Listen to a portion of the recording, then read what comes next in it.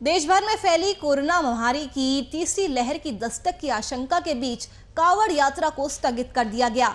इसका अखिल भारतीय अखाड़ा परिषद के अध्यक्ष महंत नरेंद्र गिरी ने स्वागत भी किया है। बता दें कि इससे पहले सुप्रीम कोर्ट ने यूपी सरकार से कांवड़ यात्रा को अनुमति देने के अपने फैसले पर पुनर्विचार करने को कहा था। कोर्ट ने साफ साफ कहा कि यूपी सरकार अपने आदेश पर पुनर्विचार करे, नहीं तो हमको जरूरी आदेश देना पड़ेगा। वहीं केंद्र सरकार ने अदालत में हलफनामा दायर कर कहा कि वो कांवड़ यात्रा के पक्ष में नहीं है।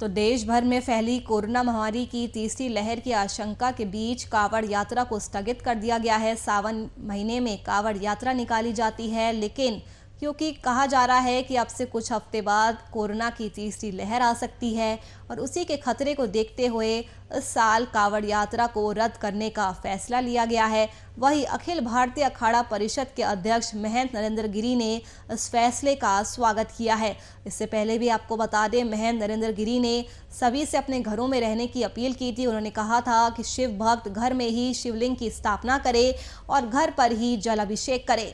तो कांवड़ यात्रा को स्थगित कर दिया गया है। कोरोना महामारी को देखते हुए फैसला लिया गया है। वहीं अखाड़ा परिषद के अध्यक्ष महंत नरेंद्र गिरी ने इस फैसले का समर्थन भी किया है, स्वागत भी किया है।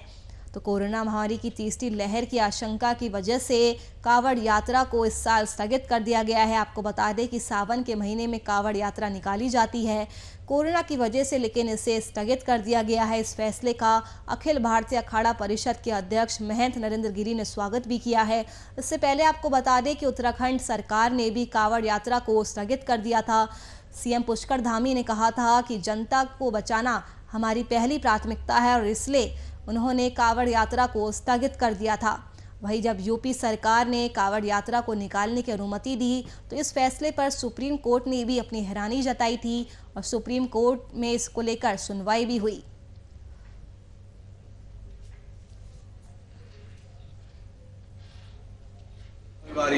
भारत में नहीं, पूरे विश्व में दूसरी लहर लगभग समाप्ति को रहे, लेकिन चिंता का विषय यह है कि तीसरी लहर भी आने की संभावना है।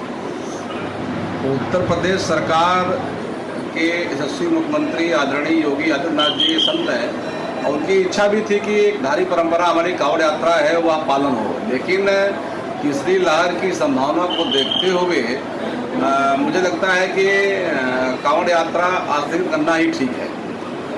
और सभी शिव भक्तों से, कांवड़ यात्री भक्तों से मेरा एक निवेदन है कि आप लोग संभवतः अपने अपने गांव के जो शिवालय हैं वहाँ पे गंगा का जल अभिषेक करें अथवा अपने अपने घर में पार्थिव शिवलिंग की स्थापना करके माँ गंगा का जल अभिषेक करें, क्योंकि अगर हम आप सुरक्षित रहेंगे तो देश सुरक्षित रहेगा।